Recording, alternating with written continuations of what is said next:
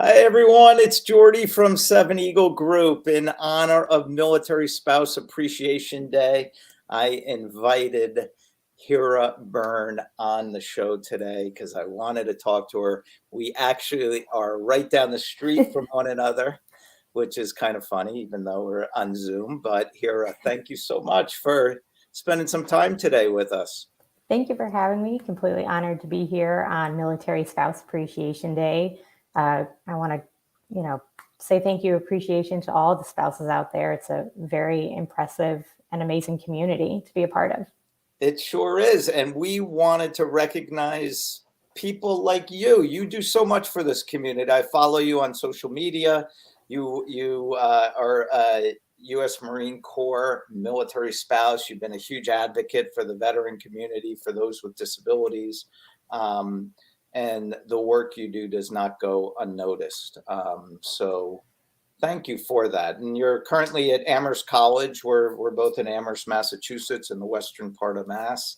And so you work in higher education as your, I guess, your day job, you would call it. Exactly. Helping though the veterans and the spouses on campus, right, with admissions. Definitely. That's Yes. awesome. So tell us a little bit about you and about your sort of intro into this world of the military community. I know you come from a family of military as well. Yes. So I always call myself the accidental military spouse because growing up, I was like, I'm never going to marry somebody in the military. I never want to leave hometown. I just don't want to do that. Um, but my grandfather was a World War II POW. We were raised with the utmost respect for our military. Anyone who signs the dotted line and says, I'm willing to go, he was one of those 90-day wonders. And so we were really taught to appreciate the people who are willing to make that sacrifice so the rest of us don't have to if we don't want to. Um, and so I accidentally fell in love with a Marine. He's actually a classmate from high school, joined right out. And we didn't start dating till like partway through his first contract because, again, I was adamant, like I just didn't want to do this. And I think part of that is the misnomer, the myths about the community, the experience itself. Where I grew up, I just wasn't really exposed to a lot of military outside of my grandfather. And that was a very different generation of veterans. And again, where the country was at in terms of its support of the military.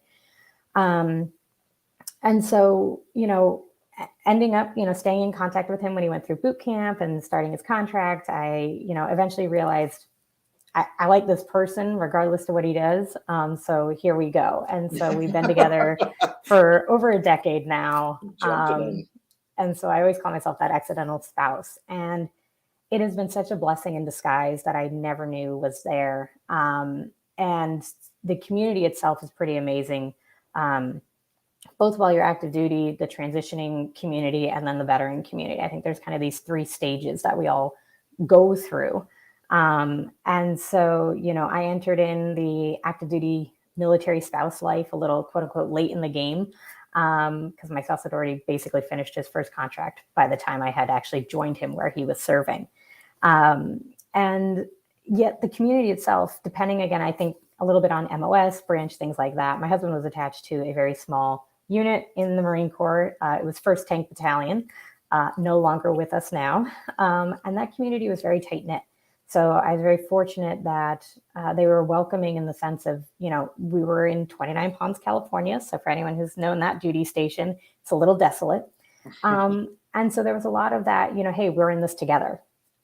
And I think the military is such a great chance to experience and interact with so many different people from so many different walks of life. And the spouse community reflects that as much as the active duty community. So really getting to know people and broaden my horizons. And I love doing that. I'm a nerd. I'm a lifelong learner. I like to expose myself to things. And I think the military community in many ways has exposed me to more knowledge, learning opportunities, differences, hurdles, barriers than anything I got in the civilian world alone. And that's including, I've been a student for a long time. I'm a higher ed professional and I'm actually still a student myself. And I love what higher ed does, but there is something unique about what you get from being a part of the military community that I don't think is replicated everywhere. So I'm very grateful to that.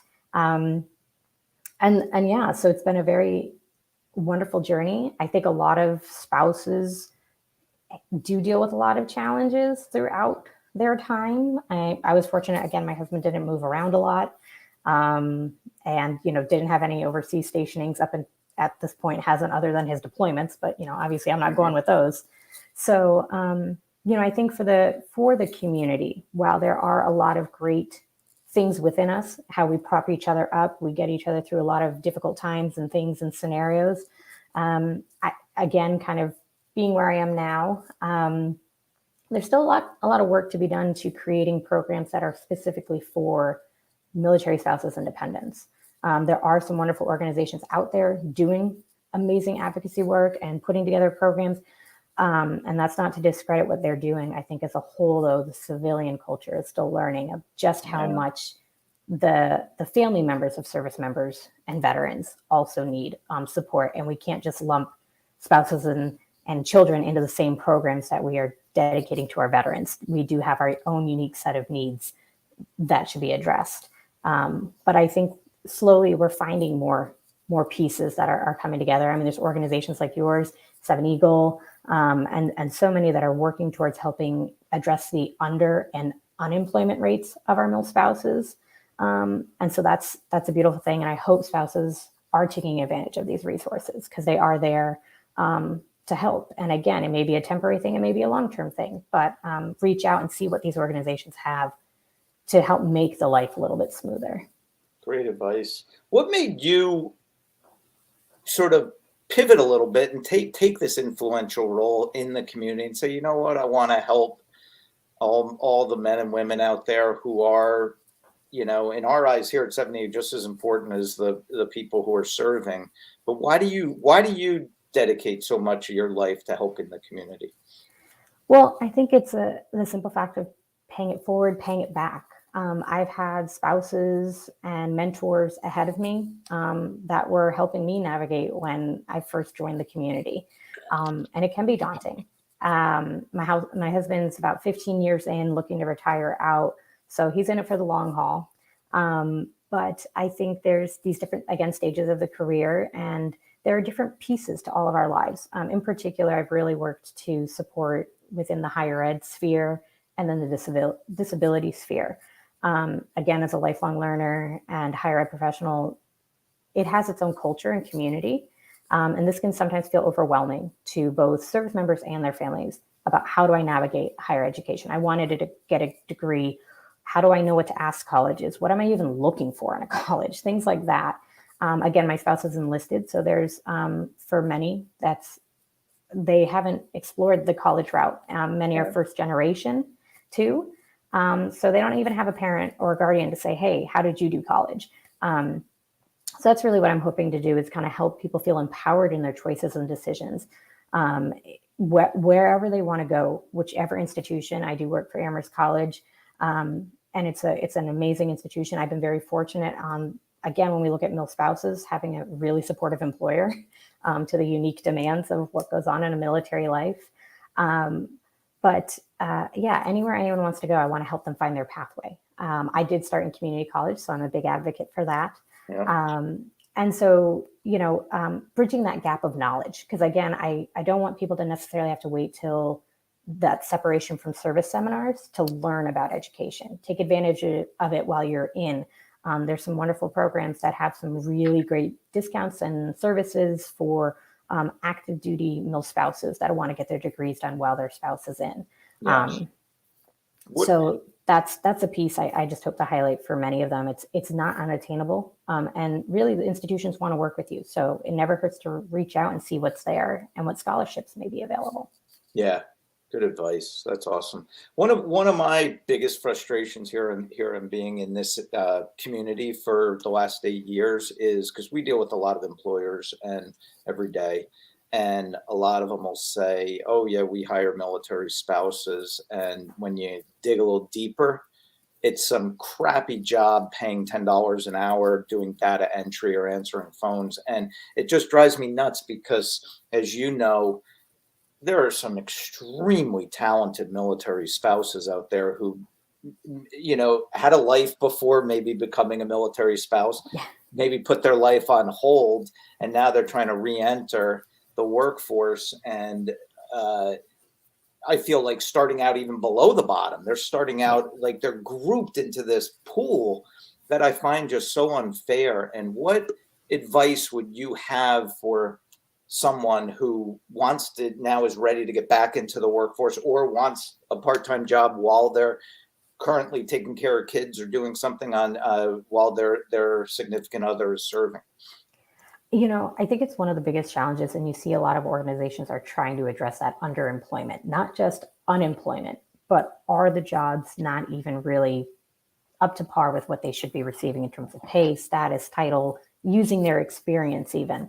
And so I think, again, leveraging organizations that are really trying to find employers that are actively ready to put mill spouses in roles that are respectful of that experience, that education background, that are remote and or flexible, at least in terms of, hey, if you're going to move around, we have another office in XYZ state and we'll be happy to transfer you.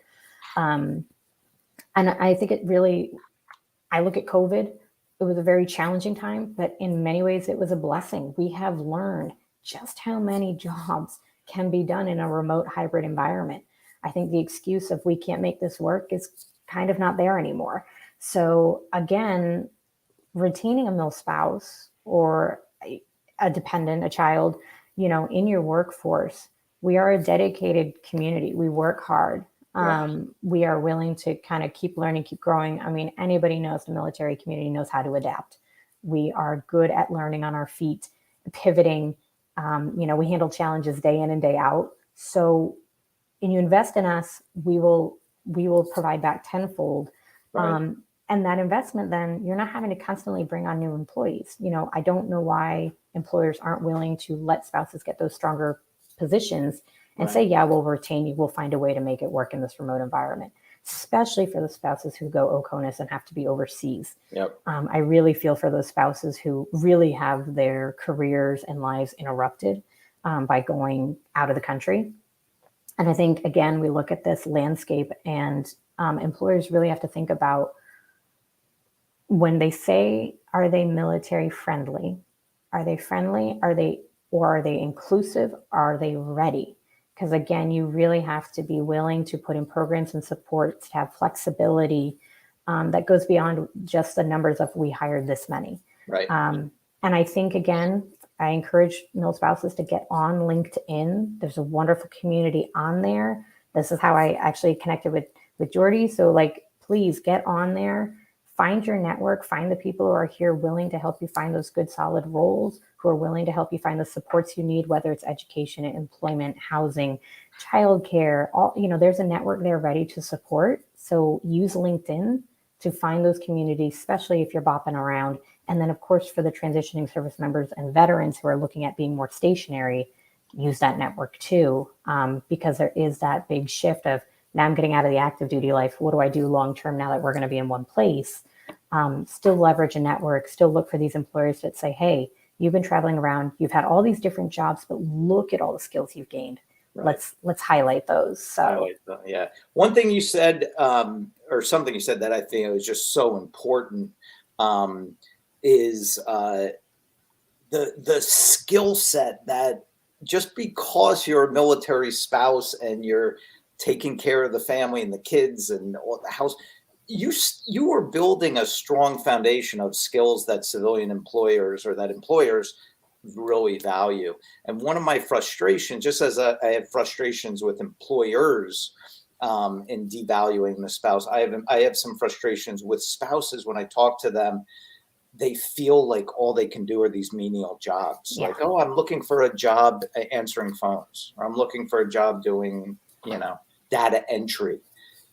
And talk about how it's so important that I feel you set yourself up for a career where you can make a decent living and have some, feel like you're making a difference and be able to climb a corporate ladder and not get stuck in some dead end jobs. And there's so many resources, as you mentioned, in higher ed, and there's online training, and there are things that people can do. Like here at Seven Eagle, we provide free cybersecurity training, so you'll get a job paying 50, 60K coming out of the block, not $12.50 an hour, Yeah, exactly. And I think that's part of unfortunately, it's the way in which spouses have been treated by the workforce is why we feel devalued and just say, okay, I'll just take anything at this point. I've been, slammed against the rocks enough times. I just want a job. I don't. And it's a shame, really. I do encourage, in addition to Seven Eagle, looking out for Leslie Coffee with American Corporate Partners, Vets to Industry, Empower Employ. There's so many organizations there to help you learn your value and to how to sell yourself.